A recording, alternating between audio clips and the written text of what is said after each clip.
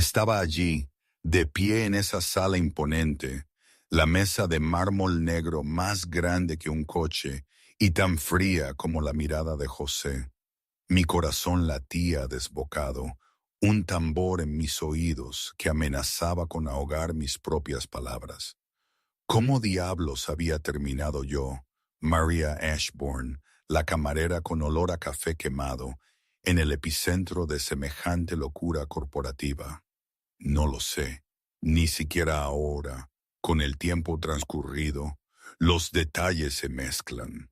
¿Fue el destino o una serie de casualidades estúpidas? ¿Y quién soy yo para saberlo, verdad?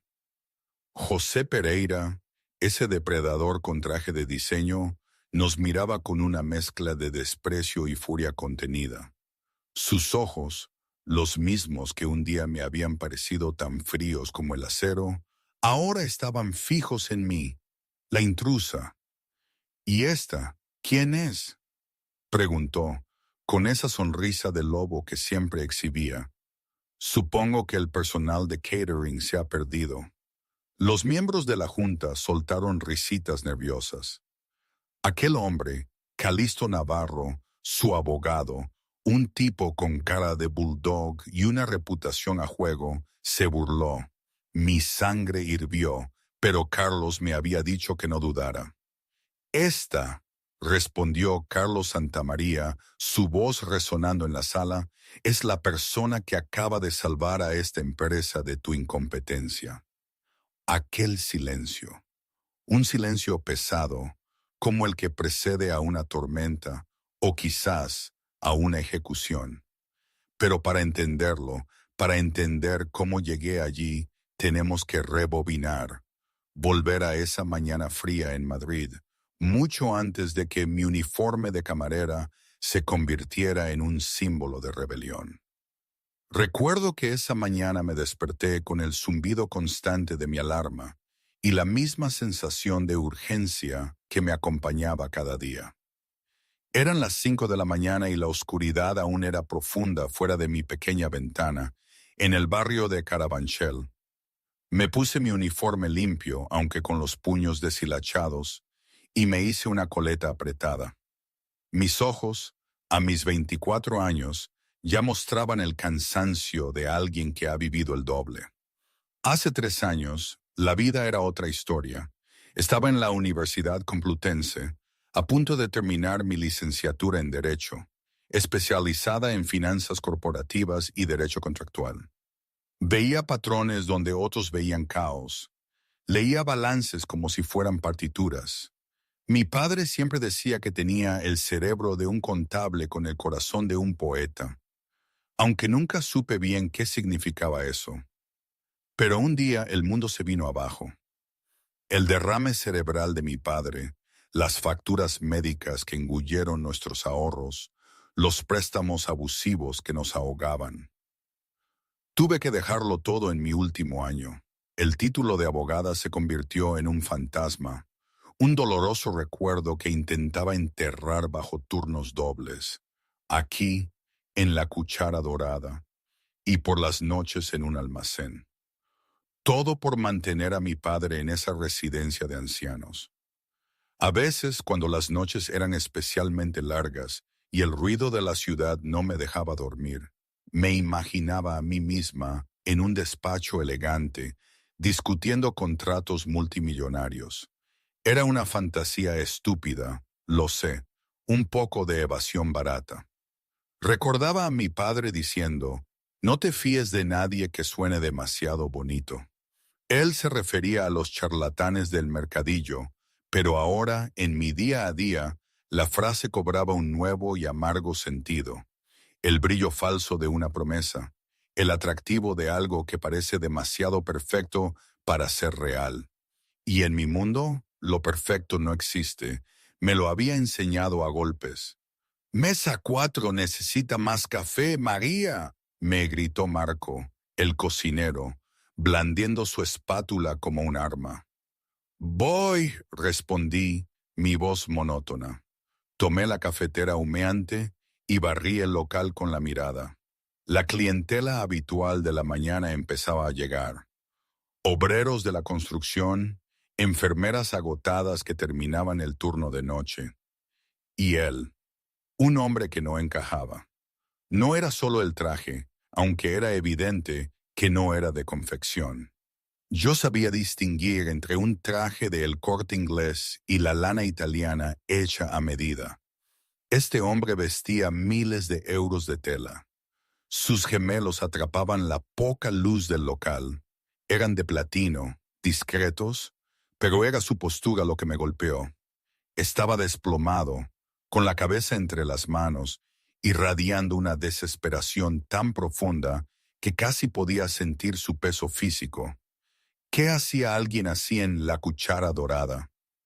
Me acerqué a su mesa, la cafetera pesada en mi mano. ¿Café?, pregunté suavemente, no queriendo sobresaltarlo. Levantó la vista. Su cara estaba gris, sus ojos inyectados en sangre. Parecía no haber dormido en una semana. Solo, dijo, con una voz áspera, y bien cargado, por favor.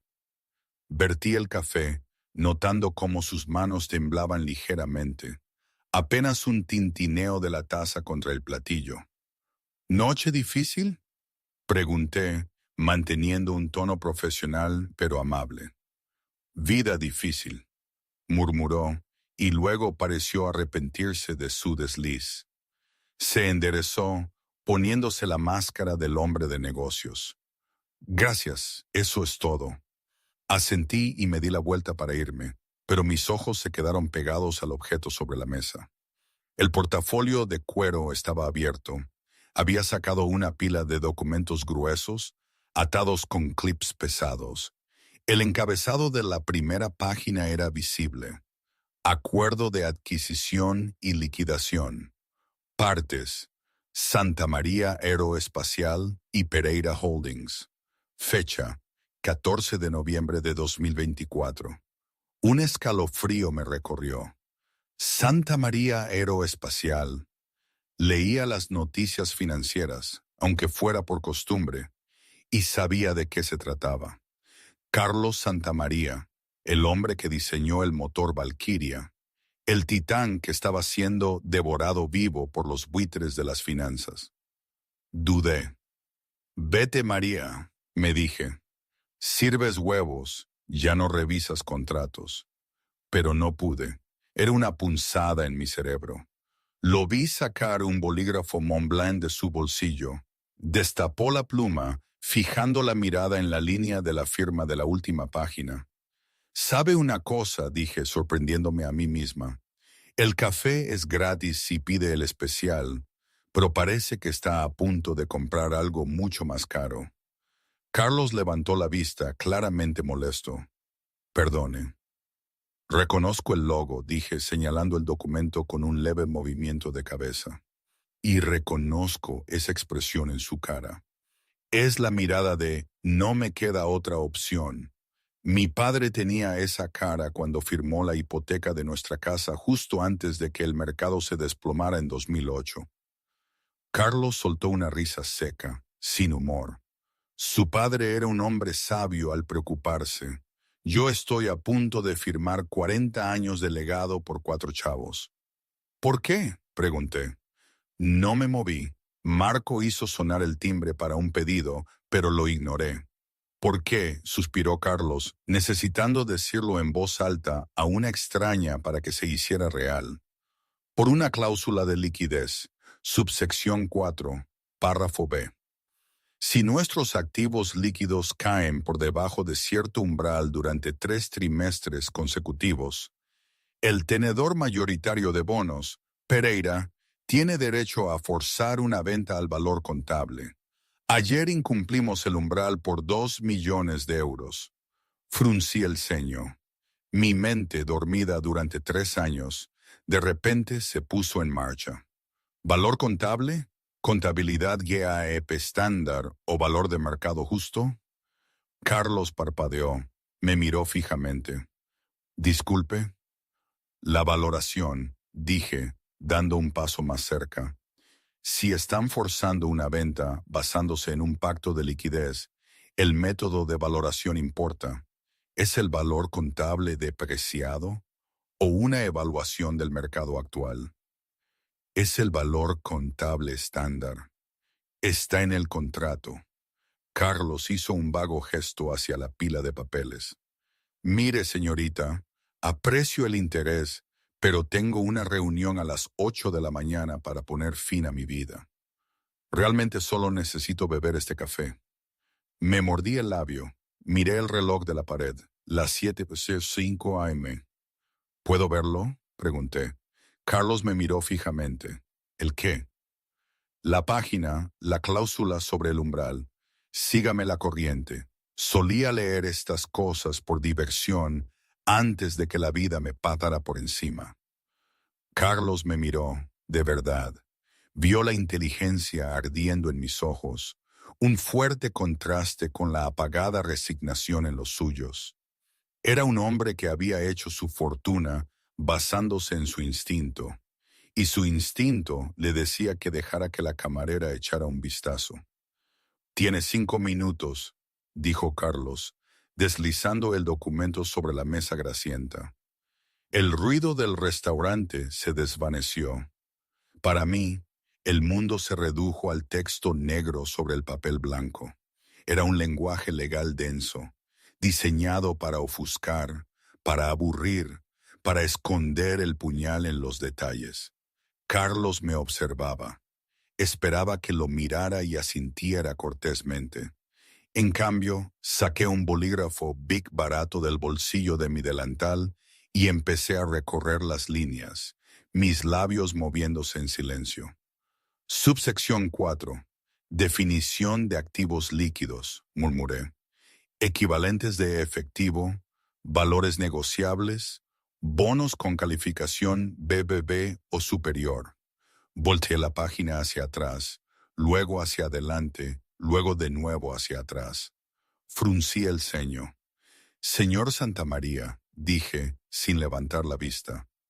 «Usted dijo que incumplieron el umbral por 2 millones de euros». «Sí, necesitábamos 400 millones en capital líquido. Cerramos el trimestre en 398 millones. Los auditores de José lo verificaron ayer». «Los auditores de José», repetí. Toqué el papel aquí. Sección 12, cláusula C, definición de activos excluidos. Se lista el efectivo restringido en filiales extranjeras como no líquido. «Correcto», dijo Carlos, mirando su reloj. 7:15 AM. «Tenemos efectivo en una sociedad holding en Singapur, pero está bloqueado por una disputa fiscal. No podemos contarlo, ¿verdad?» «Correcto», dije, mis ojos escudriñando ahora más rápido. «Pero mire la fecha de esta plantilla de contrato. Hace referencia a las normas internacionales de información financiera, ONIIF 9. Así que... Levanté la vista, mis ojos muy abiertos. ¿Reclasificaron su sociedad holding de Singapur el mes pasado? Leí en la revista que Santa María Aeroespacial trasladó su centro logístico asiático de Singapur a Vietnam para evitar aranceles. Carlos frunció el ceño. «Lo hicimos, trasladamos el domicilio legal de la filial el 1 de octubre. Golpeé el papel con el dedo. Vietnam no está sujeto a las mismas restricciones de repatriación que el vehículo fiscal específico de Singapur que se menciona en esta cláusula de exclusión. Además, según las NEIF 9, una vez que esa entidad se trasladó, el efectivo que se mantiene allí, incluso si está en disputa, se considera liquidez condicional. No efectivo restringido si la disputa es inferior al 50% del valor total». Carlos se enderezó. La niebla en su cerebro se disipó al instante. «¿Qué está diciendo?» «Estoy diciendo», dije, mi voz temblaba de adrenalina, «que si trasladó ese centro a Vietnam, los 15 millones que tiene allí ya no están restringidos. Según esta definición específica del contrato, el contrato lista jurisdicciones específicas para la exclusión. Lista a Singapur, no lista a Vietnam. Carlos cogió el papel, se puso las gafas de lectura, sus manos temblaban, pero no de miedo esta vez, sino de rabia. Leyó la cláusula, luego leyó el anexo relativo a la filial. Se les pasó, susurró. José utilizó una lista de exclusión estándar del acuerdo de 2022. No actualizó la lista de jurisdicciones después de nuestra mudanza, lo que significa que esos 15 millones deberían contarse para su total de liquidez. Continué. Si sumamos los 15 millones, Carlos hizo los cálculos mentalmente. 398 millones más 15 millones son 413 millones. No incumplió el pacto, dije. Una lenta sonrisa se extendió por mi rostro. No está en bancarrota, señor Santamaría. Es solvente. Están forzando un incumplimiento basándose en un error de cálculo. Carlos miró fijamente el papel. Luego me miró a mí. La camarera con el delantal deshilachado y la mancha de café en la manga acababa de encontrar una laguna valorada en 4.000 millones de euros. Eran las 7:25 a.m. Carlos dijo que la desesperación había desaparecido. En su lugar estaba el frío acero del hombre que había construido un imperio. La reunión es a las 8 y, si firmo esto, renuncio a mi derecho a impugnar el cálculo. Entonces no lo firme, dije. Carlos se puso de pie. Se sentía 10 años más joven. Sacó su cartera. No tenía efectivo. Sacó una tarjeta American Express de titanio negro y la puso sobre la mesa. No tengo cómo pagar el café con esto aquí, dijo. Vaya, dije. Solo vaya. No, dijo Carlos. Me miró intensamente. Usted encontró esto. Usted lo entiende. La necesito.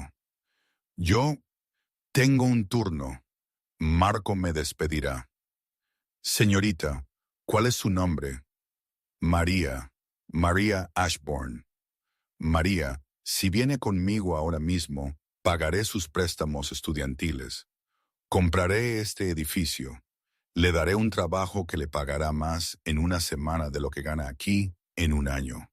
Pero necesito que les explique esto a los abogados. Necesito que sea usted quien le diga a José Pereira que ha fracasado. Miré a Marco que gritaba algo sobre una tortilla.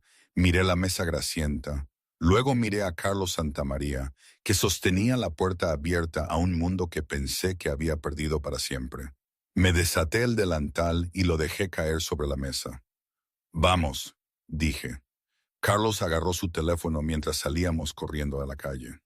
El Escalade negro chirrió hasta detenerse frente a nosotros.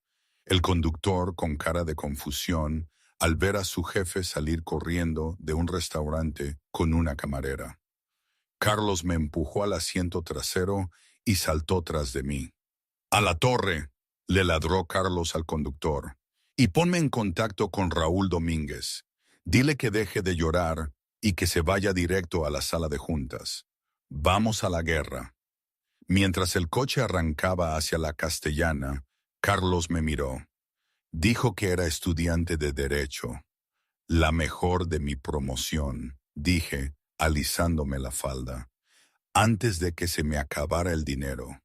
Carlos sonrió, una sonrisa depredadora, de tiburón, que no se veía en el mundo financiero en años.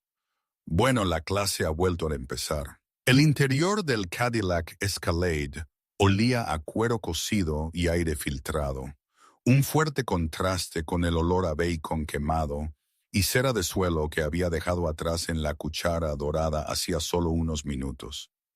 Carlos Santamaría ya no estaba desplomado.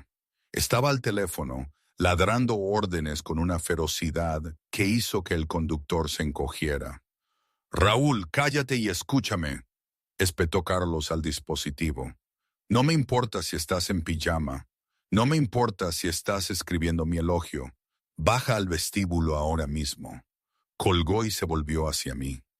La adrenalina empezaba a desvanecerse ligeramente, reemplazada por la cruda realidad de lo que estábamos a punto de hacer. Miró mi uniforme, la camiseta polo negra con el logo del restaurante, los zapatos antideslizantes.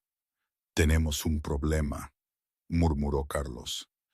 «Te van a devorar viva antes de que abras la boca. En mi mundo, María, por desgracia, el mensajero importa tanto como el mensaje». Me miré las manos. Estaban rojas de fregar mesas. «Conozco la ley, señor Santamaría. Al Código de Comercio no le importa lo que vista. Tampoco al Tribunal de Justicia de la Competencia. José Pereira no es un tribunal», dijo Carlos con voz sombría. «Es una hiena. Ataca la debilidad». El coche se abrió paso entre el tráfico matutino, deteniéndose en la acera de la Torre Santa María en la Castellana. Era un monolito de cristal que perforaba el cielo, un testamento a la obra de Carlos. Esperando junto a las puertas giratorias estaba Raúl Domínguez. Era un hombre de unos 50 y tantos, generalmente impecable, pero hoy parecía un náufrago. Su corbata estaba suelta, su pelo revuelto, y sostenía un maletín como un salvavidas. Raúl había sido el consejero general de Carlos y su mejor amigo desde los días del garaje en Sevilla. «Carlos», Raúl respiró mientras salíamos del coche. «¿Qué estás haciendo? La junta está reunida. José ya está sirviendo champán. Si subimos allí y armamos un escándalo sin firmar, activarán la cláusula de incumplimiento de todos modos y te demandarán personalmente por negligencia». «Que me demanden», dijo Carlos, enderezándose la chaqueta. «Raúl, esta es María Ashburn. Es una consultora». Raúl parpadeó, mirándome a mí, la camarera. «¿Una consultora? Carlos, has perdido la cabeza. Huele a sirope de arce». «Es la persona más inteligente de esta zona», dijo Carlos, agarrando a Raúl por el hombro. «Dale el expediente». Raúl dudó, luego me entregó el duplicado del acuerdo. Lo tomé, mi agarre firme. «Raúl», dije, mi voz bajando al registro autoritario que había practicado en mis juicios simulados. «¿Revisó la adenda jurisdiccional relativa a la transferencia de la filial de Vietnam el 1 de octubre? Raúl hizo una pausa, confundido. Bueno, los asociados juniors se encargaron de la diligencia en la transferencia, pero ¿comparó la lista de exclusiones en el pacto de liquidez con los domicilios de las filiales actualizados? Raúl palideció. No, asumimos que la lista era estática. No lo era, dije simplemente. Tenemos 15 millones de euros en capital líquido que usted pasó por alto. No estamos en incumplimiento. Raúl me miró fijamente. Luego miró a Carlos. Una risa lenta e incrédula brotó de su pecho. «Estás bromeando. Un error administrativo de 15 millones. Un salvavidas de 15 millones», corrigió Carlos. Miró su reloj, 7:48 AM. «Vamos a subir y a dárselo en las narices». Caminaron hacia el vestíbulo. Los guardias de seguridad, normalmente impasibles, se quedaron atónitos al ver al propietario multimillonario marchar hacia los ascensores, flanqueado por un abogado despeinado y una joven con uniforme de camarera. Carlos no disminuyó la velocidad. Deslizó su tarjeta y las puertas del ascensor privado se abrieron. Mientras el ascensor ascendía, con los oídos tapados por la velocidad, sentí una ola de náuseas. Esto no era un aula. Esto no era un argumento teórico. «María», dijo Carlos suavemente, observando cómo los números de los pisos subían. 40, 50, 60. «Sí, señor. Cuando entremos allí, no pidas permiso para hablar, simplemente habla. Si dudas, José te cortará la garganta». «No dudaré», dije, aunque mis rodillas temblaban. El ascensor sonó en el piso 80. Las puertas se abrieron. La sala de juntas de Santa María Aeroespacial era una obra maestra de la intimidación.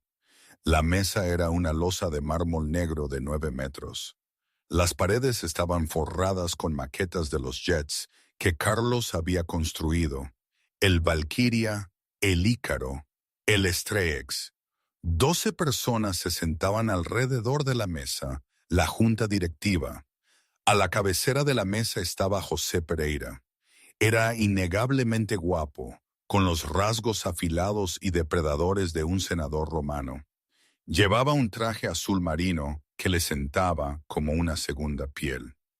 Se reía de algo que había dicho la mujer a su derecha, Clara Montoro. Clara, una banquera que llevaba una década en la junta, parecía nerviosa. La risa se extinguió al instante cuando Carlos entró. «Carlos», dijo José, sin levantarse. Su voz era suave, culta y resumaba con descendencia. Estábamos preocupados. Son las 7:55. Estaba a punto de enviar un equipo de búsqueda al fondo del Manzanares. «Guárdate la preocupación, José», dijo Carlos, caminando hacia el extremo opuesto de la mesa. No se sentó, se puso de pie, agarrando el respaldo de su silla. Raúl estaba a su derecha. Yo estaba a su izquierda, aferrándome al portafolio. Los ojos de José se posaron en mí. Una pequeña sonrisa divertida jugó en sus labios. «¿Y esta quién es?», preguntó José. «¿Se perdió el personal de catering? Pedimos agua con gas, cariño, no café». Algunos miembros de la junta se rieron entre dientes. Calixto Navarro, el abogado principal de José, sonrió con suficiencia. «Aquí tengo que parar un momento. Esto de verdad, toda esta situación, era una locura monumental. Quiero decir, piénsenlo bien. Un empresario legendario, el que te salva de la bancarrota por un detalle legal, la chica con el delantal. Es como una de esas películas americanas malas, ¿no? Si me hubieran contado esto en la universidad, me habría reído. Imposible, habría dicho. Demasiado teatral. Pero allí estaba, viviendo mi propia película mala, con el estómago encogido y las manos sudando, pero de alguna manera también con una especie de euforia. No sé si era por la adrenalina o porque mi cerebro legal, al que había silenciado por tanto tiempo, finalmente volvía a gritar. Creo que es que, en el fondo, me emocionaba la idea de usar mi conocimiento de verdad, de hacer algo que importara, más allá de saber distinguir un café con leche de un cortado. ¿Y qué habríais hecho vosotros? ¿Habríais salido corriendo o habríais plantado cara? Aún hoy me lo pregunto. De todas formas, sigamos. «Esta», dijo Carlos, su voz atronadora sobre el mármol, «es la persona que acaba de salvar a esta empresa de tu incompetencia». La sala quedó en silencio. «¿Incompetencia?». Calixto Navarro se levantó, erizado. «Cuidado, Carlos. Estás a 5 minutos de ser un intruso en este edificio. Solo firma los papeles. Hagámoslo con algo de dignidad». «No hay dignidad en el robo», dijo Carlos. «María». Di un paso adelante. Coloqué el portafolio de cuero sobre la mesa de mármol. El sonido resonó. «Mi nombre es María Ashburn y María». Mi voz era firme, proyectándose hasta el fondo de la sala. «Y estoy aconsejando al señor Santamaría que no tiene ninguna obligación legal de firmar este acuerdo». José levantó una ceja. «¿Ah, sí? ¿Y es socia de...?» «Déjame adivinar. ¿La tasca de Pepe?» «Soy un estudiante del contrato que usted escribió, señor Pereira», respondí, mis ojos clavados en los suyos. Específicamente, la sección 12, cláusula C. La sonrisa de José flaqueó ligeramente. Miró a Calixto. Calixto frunció el ceño. «El pacto de liquidez», continué, abriendo la carpeta. Ustedes afirman que Santa María Aeroespacial está en incumplimiento porque no logró mantener 400 millones de euros en activos líquidos. Calculó el total en 398 millones. Las matemáticas están verificadas. Auditamos las cuentas ayer, ladró Calisto. Ustedes auditaron las cuentas antiguas, dije. Excluyeron la filial de Singapur como efectivo restringido, pero a partir del 1 de octubre, esa filial fue redomiciliada en Vietnam. Según la definición establecida en su propio acuerdo, que hace referencia a las normas NIIF 9 para la repatriación específica por jurisdicción, el capital retenido en Vietnam no está restringido a menos que exista una orden de congelación gubernamental.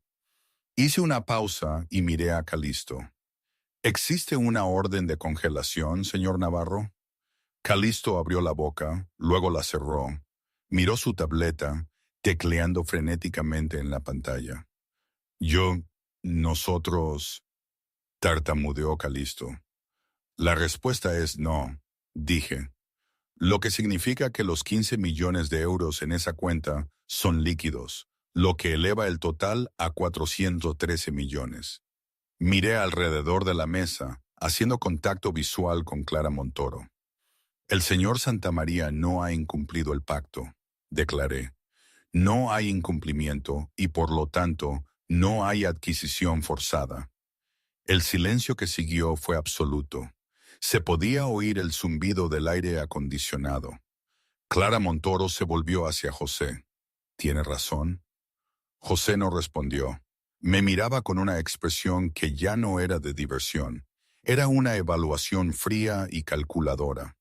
Parecía un hombre que acababa de darse cuenta de que el conejo en la trampa era en realidad un lobo. Calisto, dijo José suavemente. Calisto estaba sudando. Técnicamente, la lista de jurisdicciones en el anexo no se actualizó para incluir Vietnam como territorio excluido. Así que, estrictamente hablando, bajo los 4 puntos del contrato, tiene razón.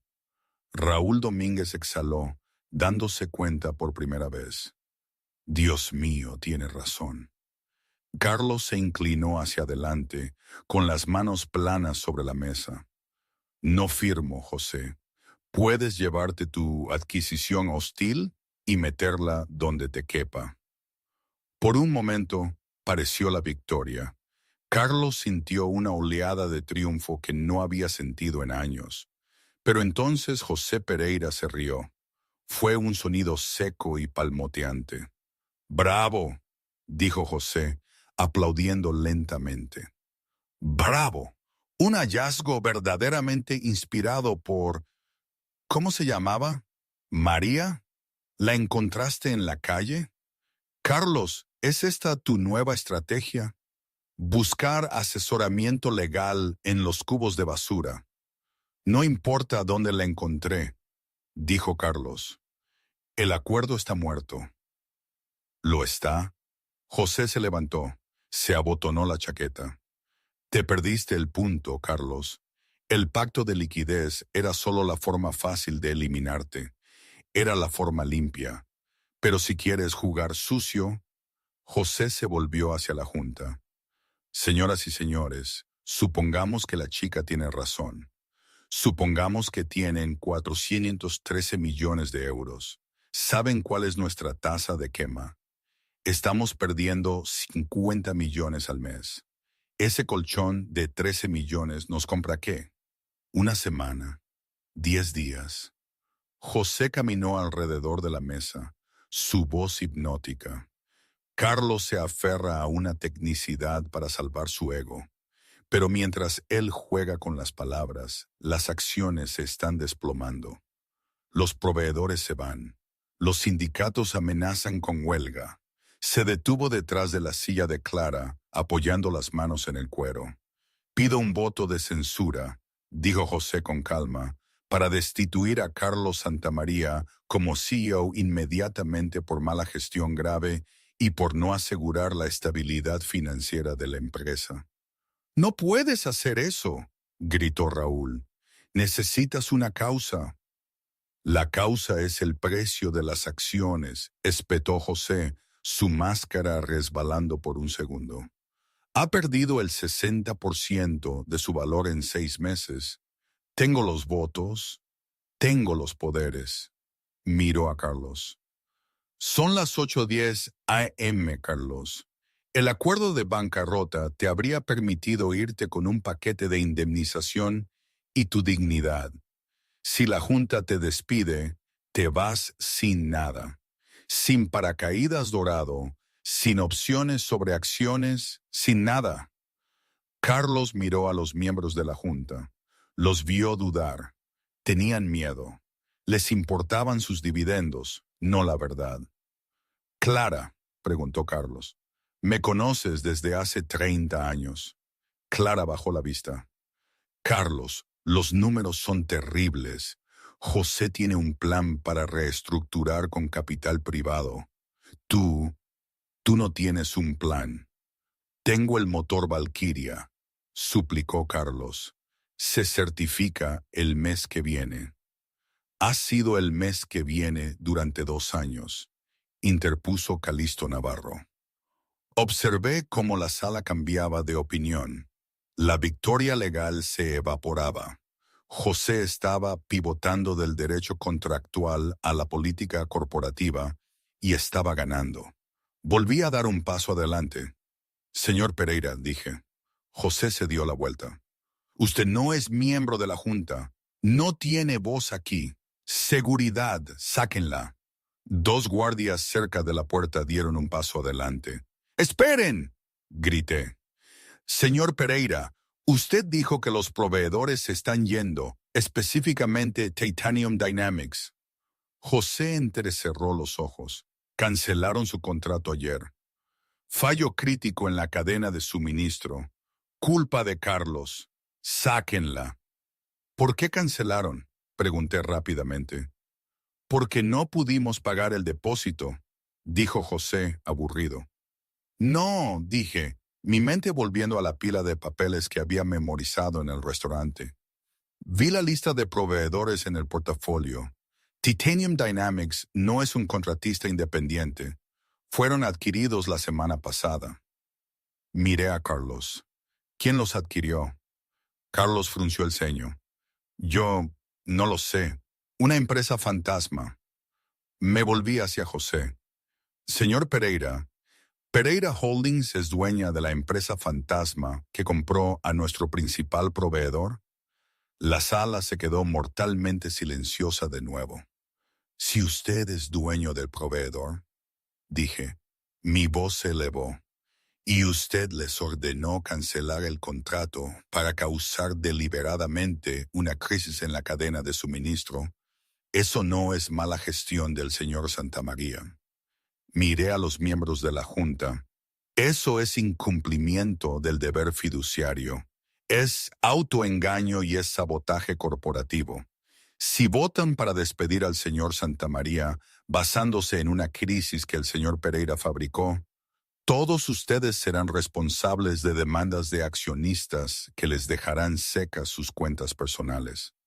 El rostro de José se puso duro como una piedra. Una vena palpitó en su sien.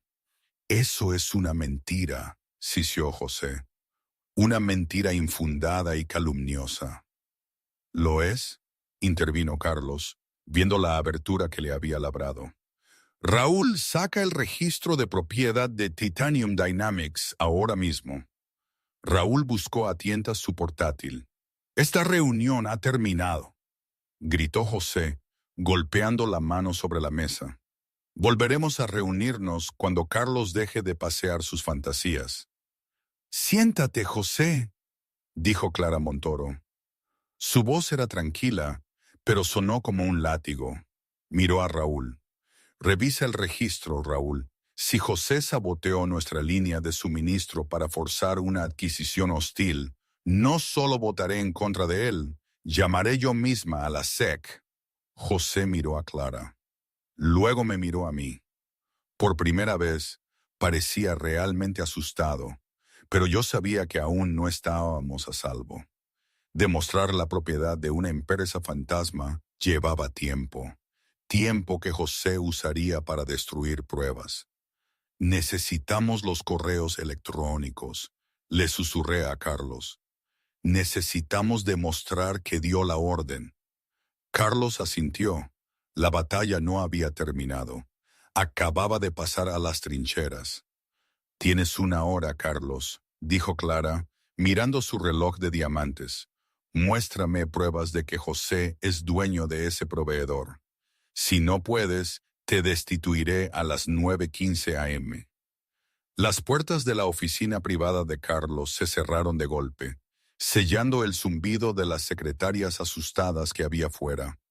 La habitación era un santuario de caoba y cuero, pero en ese momento se sentía como un búnker. 45 minutos. Raúl se paseó por la habitación, sus manos temblaban mientras se soltaba la corbata por completo. Tenemos 45 minutos para desentrañar una estructura de empresa fantasma que José probablemente pasó 6 meses construyendo. Es imposible, Carlos. Necesitamos contables forenses. Necesitamos al FBI. Carlos lo ignoró. Estaba de pie junto a la ventana, mirando la ciudad abajo. María, ¿qué necesitas? Yo ya estaba sentada en el enorme escritorio de Carlos, mis dedos volando por el teclado de su terminal. Me había conectado a la red corporativa. Necesito silencio, dije. Mis ojos parpadeaban por las pantallas. Y necesito saber el nombre de la empresa fantasma que compró Titanium Dynamics. Se llamaba Ethelgard Capital, dijo Raúl buscando en sus notas. Registrada en Delaware, servicio de agente en Wilmington. No hay directores listados, solo un gerente de LLC genérico. Lo tecleé. Ok, Ethelgard Capital, incorporada hace 3 semanas. Capitalización inicial, 500 millones. Eso es mucho dinero para un fantasma. José tiene los bolsillos profundos, murmuró Carlos. No tan profundos, corregí. En papel, su fortuna es de 200 millones, en su mayoría en acciones de Santa María. Para comprar un proveedor por $500 millones, necesitaba apalancamiento. Pidió el dinero prestado. Giré el monitor. Si lo pidió prestado, hay una declaración de financiación UCC presentada contra los activos de la empresa fantasma. Los bancos no prestan $500 millones sin presentar un gravamen. Entonces, preguntó Raúl, ¿el gravamen listará al deudor como Ethelgard?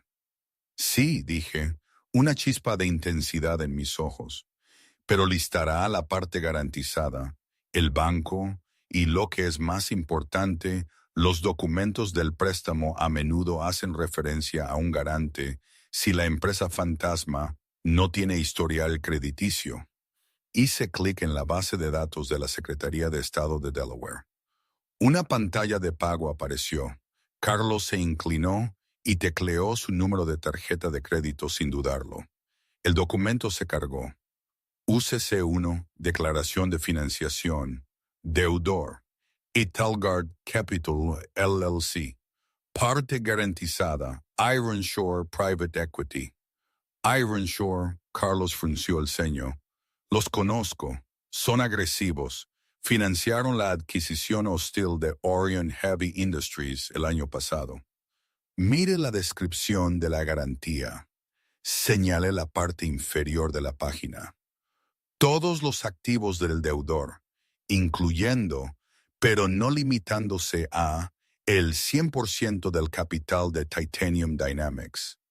Eso solo prueba que Ethelgard los compró, suspiró Raúl. No lo vincula a José. Siga leyendo, ordené. Desplacé hacia abajo hasta el bloque de firmas. Estaba firmado por un representante autorizado de Ethelgard Capital. La firma era un garabato ilegible. Callejón sin salida. Raúl se dejó caer en el sofá. Es una firma por poder, probablemente de un abogado. No me rendí. Miré el documento Hice zoom en el sello notarial junto a la firma. ¿La notario? Susurré. Patricia Vázquez, número de comisión 4592, Estado de Nueva York. Miré a Carlos. ¿Tiene José una notario que utilice? ¿Alguien interno? ¿Alguien de confianza? Carlos miró a Ana Suárez, que había estado de pie en silencio junto a la puerta, custodiándola como una centinela. Ana dio un paso adelante. Su rostro estaba pálido. Patricia Vázquez, dijo Ana lentamente, es la suegra de José. Es una paralegal jubilada. La usa para fideicomisos familiares personales, cosas que no quiere que el equipo legal corporativo vea. La sala quedó en silencio. Usó a su suegra para certificar los documentos del préstamo de la empresa fantasma. Dije, una sonrisa rompió la tensión, porque no podía pedirle a nadie de la firma que lo hiciera sin crear un rastro de conflicto de intereses. Ese es el enlace. Ese es el enlace, dijo Carlos. Su voz subió. Si Patricia Vázquez lo certificó, ella tiene el libro de registro y es de la familia. Es circunstancial, advirtió Raúl. José alegará que solo le hizo un favor a un cliente. Necesitamos el libro de registro, dije. O necesitamos el correo electrónico donde le envió el documento para firmar. Carlos miró el reloj. 8:40 AM. Ana, dijo Carlos, su voz bajó. Usted gestiona el acceso al servidor ejecutivo. Tiene las claves maestras. Sí, dijo Ana, pero José tiene un servidor privado para sus asuntos personales. Está aislado. No puedo entrar. No necesitamos su servidor, dije. Necesitamos el suyo. ¿Se lo envió a su cuenta personal? Gmail, Yahoo. José es arrogante, dijo Ana, sus ojos entrecerrándose. Cree que es intocable.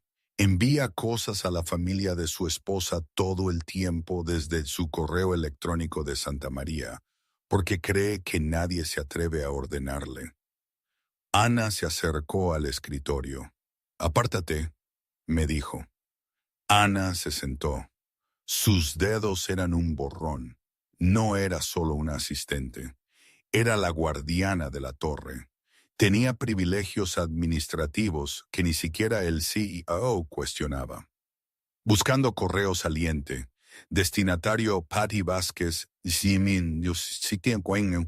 gmail.com. Murmuró Ana mientras la pantalla cargaba. «Lo tienes». «Lo tengo», susurró Ana.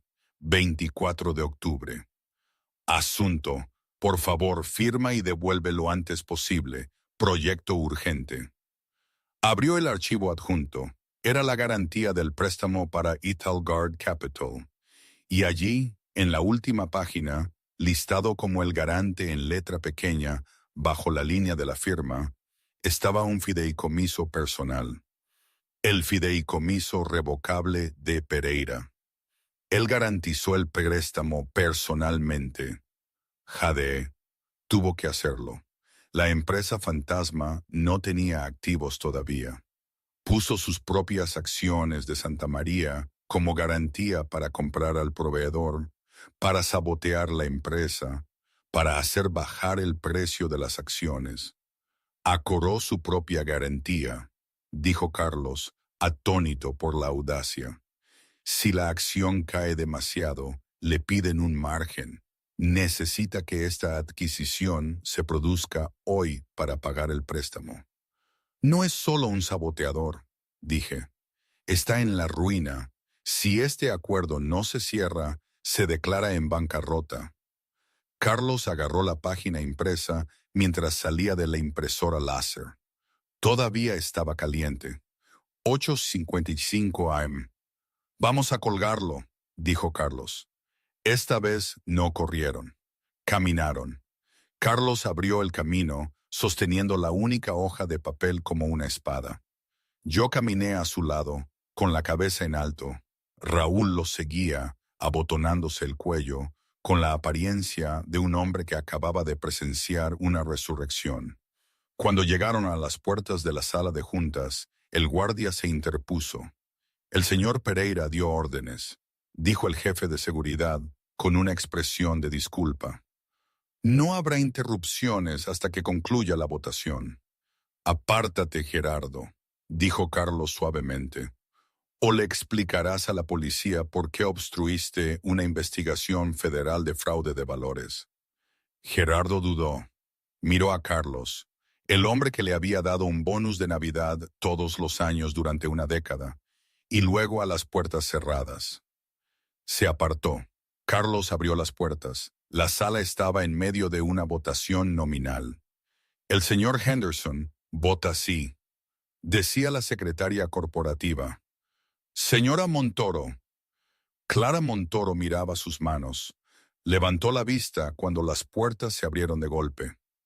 Estamos en medio de una votación, Carlos, gritó José de pie. Estaba rojo. Esto ha terminado. Salgan. Ha terminado, José, dijo Carlos, su voz tranquila, llenando la habitación, pero no para mí. Caminó hasta la mesa y deslizó el papel sobre el mármol negro. Se detuvo directamente frente a Clara. ¿Qué es esto?, preguntó Clara. Es una garantía de préstamo, dije. Para Ethelgard Capital, la empresa que compró a nuestro proveedor y cortó nuestra cadena de suministro. José se congeló, sus ojos clavados en el papel. Lo reconoció al instante. Esto es propiedad robada, tartamudeó José. Esto es comunicación privilegiada. Es un correo electrónico corporativo enviado desde un servidor de la empresa, dijo Raúl Domínguez, dando un paso adelante con una espina dorsal recién descubierta. No hay expectativa de privacidad cuando se utilizan los recursos de la empresa para cometer fraude. José, Clara se puso las gafas de lectura. Leyó la sección resaltada. Garanta, el fideicomiso revocable de Pereira. Levantó la vista, su rostro perdiendo color. Miró a José con una mezcla de horror y disgusto. Usted garantizó el préstamo, susurró Clara. Usted usó sus propias acciones para comprar al proveedor. Usted saboteó deliberadamente el lanzamiento de Valkyria. Fue una maniobra empresarial, gritó José. Su máscara se rompió por completo. Estaba modernizando la empresa. Carlos es un dinosaurio. Nos estaba llevando a la ruina con su obsesión por el legado. Hice lo que tenía que hacer para salvar las acciones. Usted no salvó las acciones, dije. Mi voz cortó su histeria. Las hundió para poder comprarlas baratas. Eso es manipulación de mercado. Eso es uso de información privilegiada. Y dado que usó una empresa fantasma para ocultarlo, también es lavado de dinero. José miró alrededor de la sala. Los otros miembros de la junta se alejaban de él, moviendo físicamente sus sillas. Era tóxico, radiactivo. Calisto. José miró a su abogado. Calisto Navarro ya estaba cerrando su portátil. Yo no estaba al tanto de esta estructura, José. No puedo representarlo en este asunto. José se rió, un sonido agudo y frenético. Cobardes, todos ustedes. Yo construí este acuerdo. Soy dueño de esta sala. No es dueño de nada, dijo Carlos. Caminó hasta la cabecera de la mesa. José Pereira, dijo Carlos formalmente. Como presidente de la Junta, lo estoy retirando de esta reunión. Su empleo ha sido terminado con causa, con efecto inmediato. Seguridad. Gerardo y otros 2 guardias entraron. Ya no miraban a José con miedo. Lo miraban como a un intruso. «No me toquen», gruñó José, quitándose la mano de Gerardo. Se enderezó la corbata, tratando de recuperar un ápice de dignidad. Miró a Carlos. Estarás en bancarrota en un año de todos modos, viejo. El Valquiria no volará. No tienes visión. Luego me miró a mí. Sus ojos eran fríos, de tiburón muerto. Y tú, escupió, disfruta de la propina. José se dio la vuelta y salió de la sala. Las pesadas puertas se cerraron tras él con un golpe final y resonante. El silencio que siguió fue pesado, pero ya no era opresivo. Era el silencio de una tormenta que acababa de estallar. «Señora Montoro», preguntó la secretaria, su voz temblaba. «¿Su voto?» Clara miró a Carlos. Sonrió, una sonrisa cansada pero genuina. «Voto en contra de la confianza en José Pereira», dijo, «y propongo reinstaurar a Carlos Santamaría como CEO con plenos poderes ejecutivos». «Secundado», dijo Henderson. «Secundado», dijo el resto de la mesa, un coro de alivio. Carlos soltó un aliento que sintió que había estado conteniendo durante 6 meses. Me miró a mí.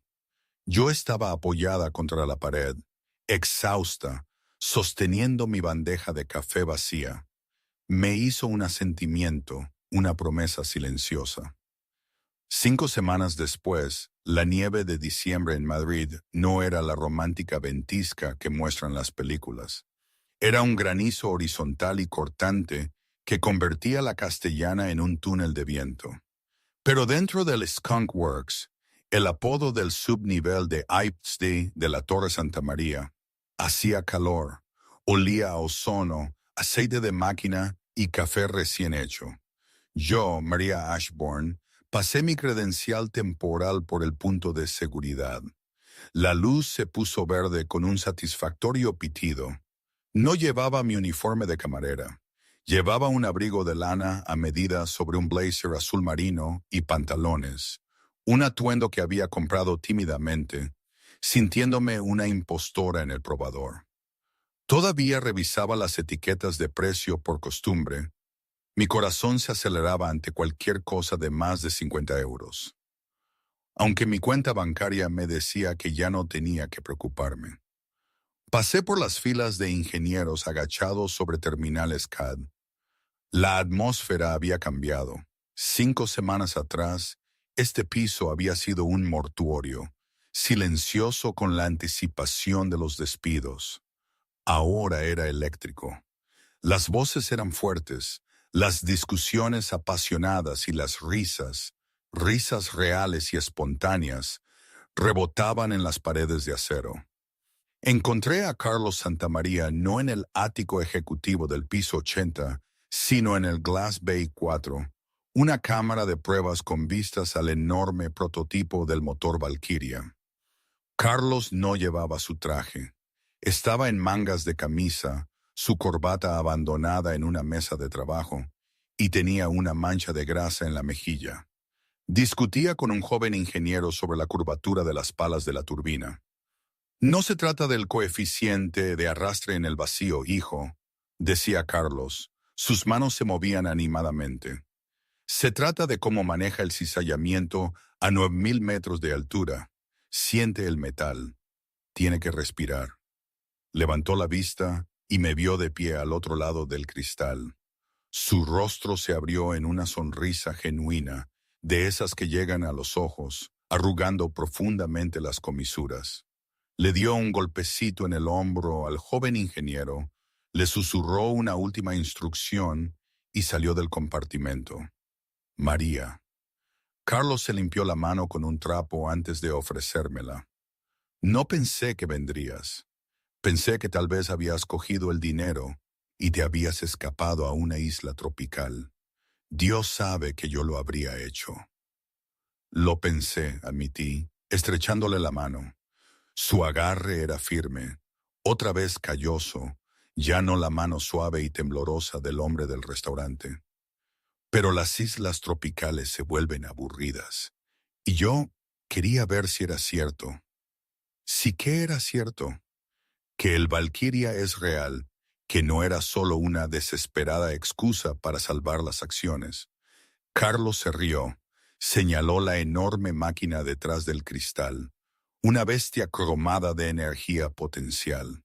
Es real, certificado por la AESA esta misma mañana. 3 grandes aerolíneas ya han hecho pedidos. Somos solventes, María. No solo en papel, volvemos a construir cosas. ¿Y José? Pregunté en voz baja. Raúl Domínguez salió de una oficina lateral sosteniendo una tableta. Parecía cansado pero victorioso.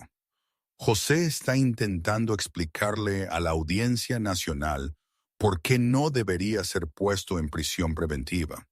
La CNMV congeló sus activos esta mañana. Etalgar Capital resultó ser solo la punta del iceberg. Ha estado desviando fondos del plan de pensiones para cubrir sus posiciones cortas. ¿Irá a la cárcel?, pregunté. Por mucho tiempo, asintió Raúl, y Calixto Navarro se ha convertido en testigo de la acusación para salvar su propia licencia. Es un castillo de naipes y se ha desmoronado por completo. Me apoyé en la barandilla mirando el motor. Es extraño. Hace 5 semanas, él era el hombre más poderoso de la sala. Podía chasquear los dedos y destruir gente. El poder es una sombra, dijo Carlos, apoyándose a mi lado. Parece grande cuando el sol está abajo, pero desaparece cuando la luz lo golpea directamente. Tú fuiste la luz, María. Sacó de su bolsillo un grueso sobre de color crema. Me lo tendió. Te prometí un trabajo, dijo Carlos, y prometí saldar tus deudas. Pero después de que el polvo se asentó, Raúl y yo nos dimos cuenta de que eso no era suficiente. Tomé el sobre. Se sentía pesado. Mis manos temblaron ligeramente al abrirlo. Dentro había un cheque de caja. El número era asombroso. No era solo una tarifa de consultoría. Era una fortuna, suficiente para pagar la residencia de mi padre por el resto de su vida, pagar la hipoteca, pagar los préstamos y nunca más tener que trabajar un turno doble. Pero debajo del cheque había una carta en papel de lino grueso. El membrete estaba grabado en relieve. Universidad Complutense, Facultad de Derecho. Estimada señorita Ashburn, nos complace informarle que su reincorporación ha sido aprobada, con efecto para el semestre de primavera. Su matrícula ha sido pagada en su totalidad a través del Fondo de Becas Santa María. Miré fijamente la carta, mi visión borrosa. Usted llamó al decano. Yo estuve en su consejo durante 10 años. Carlos se encogió de hombros. Hice una donación, pero no te aceptaron por mi dinero, María. Te aceptaron porque les mostré tu análisis del acuerdo. El decano dijo que era la pieza más brillante de deconstrucción forense de contratos que había visto en una década. Quiere que seas profesora adjunta de la clase de contratos. Me sequé los ojos, sintiéndome tonta y abrumada. No sé qué decir. Gracias parece inadecuado. No me des las gracias a mí, dijo Carlos. Su voz se volvió seria. Me enseñaste algo, María, algo que había olvidado en 40 años de subir rascacielos. Se volvió para mirar el ajetreado piso de ingenieros, las secretarias corriendo con archivos, el conserje empujando un cubo de fregona en la esquina. Me pasé la vida mirando los grandes números, dijo Carlos suavemente. Miles de millones de ingresos, millones de unidades, miles de empleados. Pensé que los números enteros eran lo único que importaba. Pensé que la gente por debajo del punto decimal, las fracciones, los restos, eran solo ruido, errores de redondeo. Me miró intensamente. Pero me mostraste que la integridad de la estructura no está en los miles de millones. Está en el 0.0, el 1%. Está en los decimales. Ahí es donde se esconde la verdad. Ahí es donde está la fuerza. Eras un error de redondeo para José, una camarera, una don nadie. Y porque no te valoró, lo perdió todo. Carlos respiró hondo, el olor del taller de máquinas llenando sus pulmones. He trasladado mi oficina aquí abajo, continuó, porque nunca quiero estar tan lejos del suelo otra vez. Quiero ver los detalles. Quiero saber los nombres de las personas que aprietan los tornillos porque ellos son los que impiden que el cielo se caiga. Asentí lentamente. El valor del cero, susurré. Mi padre solía decir que cero no es nada. Cero es el marcador que hace posibles todos los demás números. Exacto.